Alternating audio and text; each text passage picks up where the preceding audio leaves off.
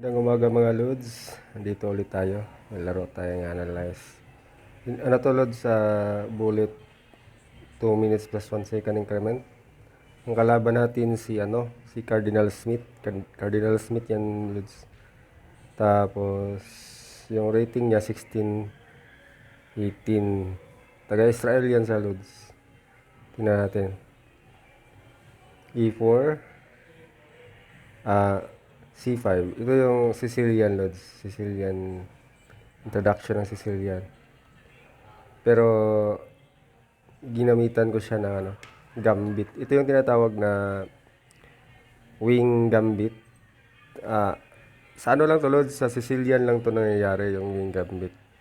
Ang mga halos kapareho nito na na na opening yung Portsmouth, tapos Mengarini. Yung Mengarini yung parati kong ginagamit pagdating ng Sicilian. Pero ito, bago ko lang to ginawa, itong wing gambit. Ang ano lang itong wing gambit, yung maano ka lang ba, ahead of development. Kinapture, Bishop B2, Bishop C6, Knight C6. Yan. D4. Ang purpose ko niyan, ED5 yan para ma-distract yung knight niya sa C6. Kasi pag ma-distract yan, wala siyang magandang square. Kaya, inunahan nun niya. Pero ito pa rin yung ng wing gambit. Line niya. Yan, capture ng queen. At ito yung kasunod Lods. Yan, gambit ulit. Hindi naman siya totally gambit. Kasi pag inanpasan capture siya. Kasi may may knight takes C3. Yan.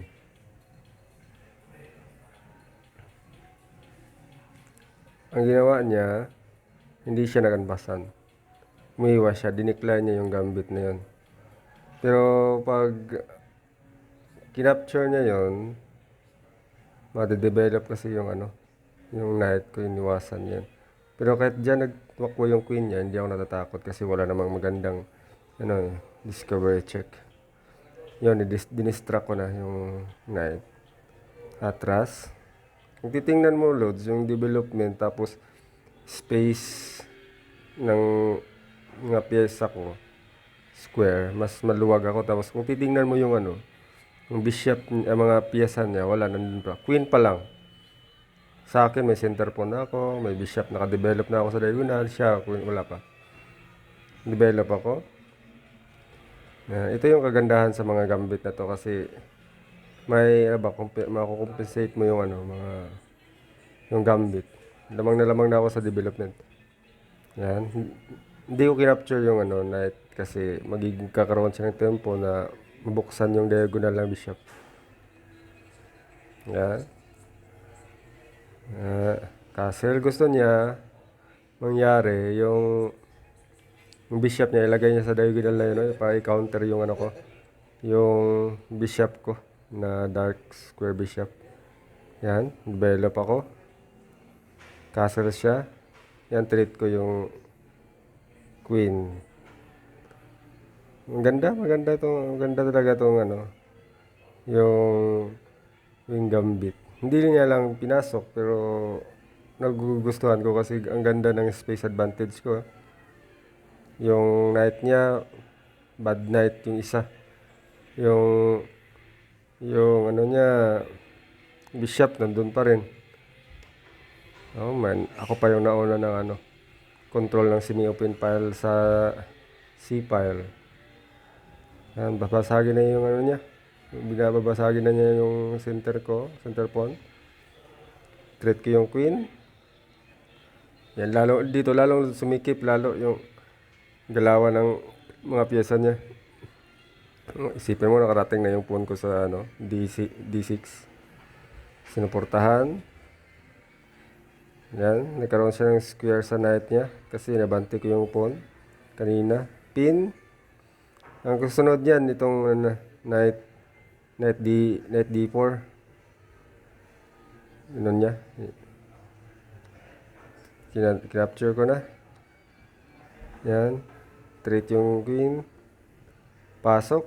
Pinilit niya pinasok kasi wala siyang space eh. Ilag. Ang gusto ko, ilagay ko yung rook sa tapat ng queen niya, x-ray. May magandang discovery check or discovery attack. Yan na. Ano? Kung hindi siya alis dyan, talagang tatalon ako dun sa sa F5. Yan, hindi niya pinansin. Kasi gusto niya mag-capture sa bishop ko. Threat ko na. Dito Lods, bumigay na talaga yung nerve niya, Lods. Kasi, ang maganda dyan, iwas na talaga, iwas. Kasi, kung hindi siya iwas, wala. Pero ang ginawa niya, nag-counterplay. Napaisip ako dyan kung anong counterplay yan. Kasi, wala namang patutunguhan eh. Kasi yung square naman, depinsado ng dalawa ko eh. Kahit na depinsado ng dalawa din niya, dalawa din. Tapos treated pa yung queen niya. Kinapture ko na. Doon ko na-realize na blunder pala yun. Nag-resign na siya dito, Lods. Sana magandahan niya yung magustuhan niyo yung wing gambit. Sa blitz lang yung nangyayari, Lods. Kasi yung wing gambit, magulo din talaga yon pagdating sa posisyon. Tapos posible kang blunder. Dapat bago ka ng wing gambit, bisaduhin mo muna yung linya niya. Salamat Lord, salamat sa panonood. Please follow lang din. Tapos sa mga channel, para updated kayo sa mga video na ina-upload. Thank you.